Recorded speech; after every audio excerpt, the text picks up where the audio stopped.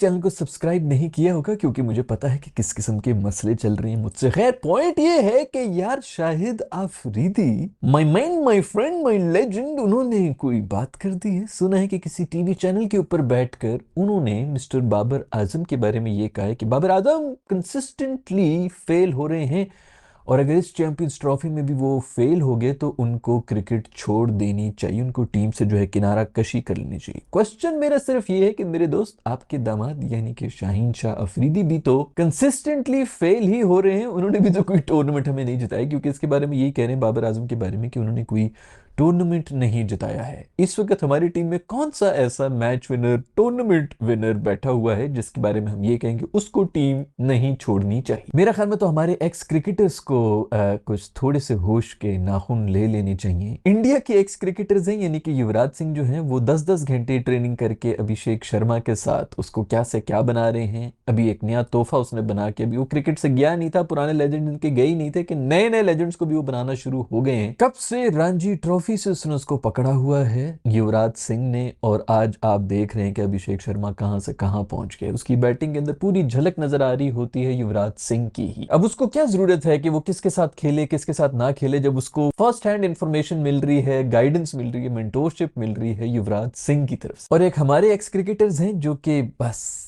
खैर वो भी मेंटोर तो हैं अपने दामाद शाहीन के, तो मेरा ख्याल में मेंटोर हैं, लेकिन मेंटोर टोपी जो है वो शायद दूसरी जगहों पे निकल रही है। उनको वो बैटिंग सिखा रहे हैं, हालांकि उनका पूरा जोर जो है वो बॉलिंग के ऊपर होना चाहिए था। वो अब बैटर बने बैठे हैं, ऑलराउंडर बने। शुक्र है कि वो वापस मेरे ख्याल में बॉलिंग में थोड़ा सा जोर लगाना शुरू हो गए हैं, क्योंकि छक्के जितने जोर के हमारा दोस्त शीनू मार रहा था उतनी जोर से बॉलिंग नहीं फेंक रहा था, तो अब बॉलिंग भी उसने करानी शुरू कर दी। शुक्र है कि किसी अकलमंद आदमी, मुझे पूरा यकीन है कि आकिब जावेद ने ही बीच में आके उनको कहा होगा कि बेटा आपका रोल ये है। आप किधर 1 डाउन 2 डाउन ओपीएसएल के जो शुरतुलियां निकल रही थी, फुलझड़ियां निकल रही थी, ठीक है उस तक तो ठीक है, लेकिन अब नेशनल लेवल के ऊपर आके आप जो है वो इस किस्म की हरकतें ना करें। बॉलिंग की वजह से आप टीम के अंदर हैं, बैटिंग और ऑलराउंडर होने की वजह से नहीं। खैर अभी शाहिद अफरीदी भाई ने ये तो कह दिया है कि उसको टीम में नहीं रहना चाहिए, तो हमारे जर्नलिस्ट क्यों पीछे रहे? हमारे किसी बहुत ही होनहार और अक्लमंद जर्नलिस्ट ने जाके सीधा बाबर से ये क्वेश्चन कर लिया कि बाबर भाई आपके बारे में शाहिद अफरीदी ने ये, टीम के हेड कोच, बेसबॉल क्रिकेट के,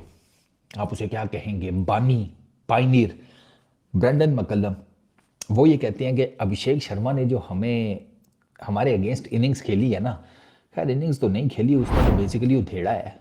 ये उधेड़ना होता है, इसको इनिंग्स नहीं कहते ना। मतलब आप अब, और ब्रेंडन मकल्लम ने भी वही बात किया जो मैं मल्टीपल टाइम्स कर चुका हूँ। उसने कहा कि यार ये जो इनिंग्स थी ना, ये मतलब बेहतरीन थी। इसके इसकी ना, जिसे कहते हैं ना, इसकी डेफिनेशन करना मुश्किल है। आप यही कह सकते हैं कि भाई सूत्रों में कर दिया, बेहतरीन इनिंग्स थी, आया दे मार 4.5 इधर उधर, दिस दैट, जो आ रहा है उठाकर स्टैंड्स में फेंक रहा है। कहता अब इसके बारे में वो और क्या बंदा बात करे। अभी एक गेंद जा रही होती थी, आप कहते थे वाह क्या छक्का है, खूबसूरत।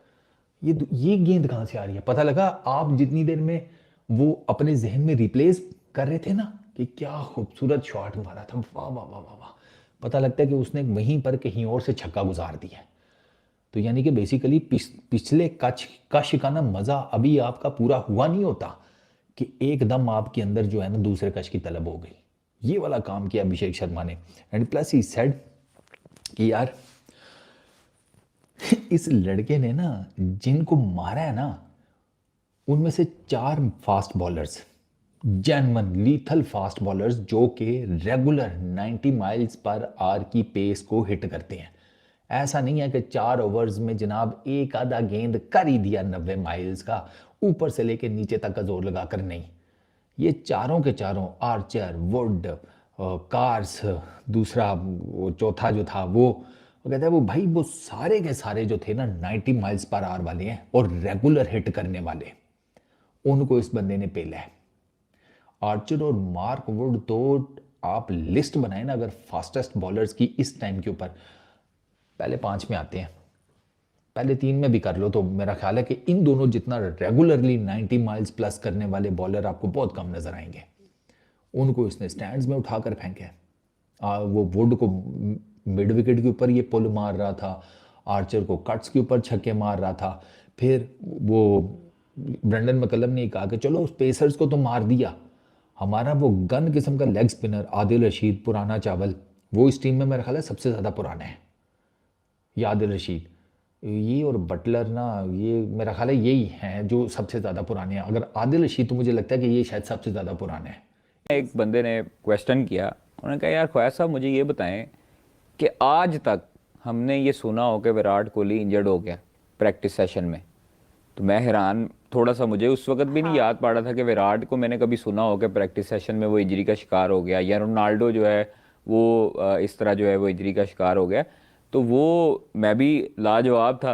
उन्होंने एक सवाल पूछा, तो मैं यही सवाल आपसे, आप साहब और मीरा से करना चाहूँगा कि अगर विराट कोहली जो है या रोनाल्डो या कुछ ऐसे एथलीट हैं जो कभी ट्रेनिंग सेशन में इंजर्ड नहीं हुए, इसकी वजह क्या है?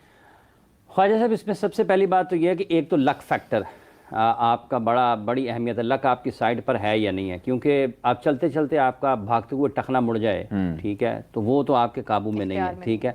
चोट लग जाए आपको, चलते चलते केले का छिलका नीचे आ हाँ, लेकिन वो तो किस्मत है ना थोड़ी, मतलब लक फैक्टर है। लेकिन इसके साथ एक और बात भी है। दूसरी बात यह है कि आप अपने आप को जिस्मानी तौर पर कितना तैयार करते हैं, फिजिकली जिस ट्रेनिंग की आपको ज़रूरत है। क्योंकि अगर आपको एक हाई प्रेशर गेम्स में जाना है ना, तो वो उस वक्त आपके ऊपर जो दबाव आना है ना, अगर आपकी बॉडी उसको उस दबाव को बर्दाश्त करने के काबिल नहीं होगी ना, तो आपकी इंजरी के चांसेस बढ़ जाते हैं। आपको कोई मसला, आपका इधर चला गया, कुछ उधर चला गया, इस किस्म की इंजरीज हो जाती हैं। लेकिन ये जो दो एथलीट्स के आपने नाम लिए ना, ये दुनिया के टॉप एथलीट हैं। रोनाल्डो का भी जिक्र कर लें या फिर विराट कोहली का, वो फुटबॉल में, ये क्रिकेट में। तो इन दोनों की फिजिकल फिटनेस की जो ट्रेनिंग है ना, या जो उनके तरीक़ाकार हैं, अगर आप उनको देख लें तो आपको एक फ़र्क तो नज़र आ जाएगा कि यार ये अब इनका क्यों नहीं कोई इस किस्म की चीज़ हो जाती ना। तो ये एक बुनियादी फ़र्क है इन दोनों में और दुनिया के दीगर खिलाड़ियों में। लक फैक्टर उनकी साइड पर है, लेकिन उसके साथ साथ आप उनकी मेहनत को भी नज़रअंदाज नहीं कर सकते कि जितना वर्कआउट वो करते हैं अपने आप को जिस्मानी तौर पर मजबूत बनाने के लिए, क्या कोई और इतना करता है? उसी टीम में है ना जी मीरब, रोहित शर्मा उसी टीम में है विराट कोहली। दोनों को देख लें। हालांकि लोग ये कहते हैं, क्रिकेट को जो खेले हुए हैं वो कहते हैं कि शायद अगर टैलेंट की बात की जाए, सलाहियतों की बात की जाए, तो विराट कोहली से ज़्यादा बेहतर नज़र आते हैं रोहित शर्मा। क्योंकि जितना टाइम और जितनी क्लीन हिटिंग, वो जितनी आसानी के साथ एफर्टलेस शॉट्स वो खेलते हैं, शायद विराट ना खेल पाते हों।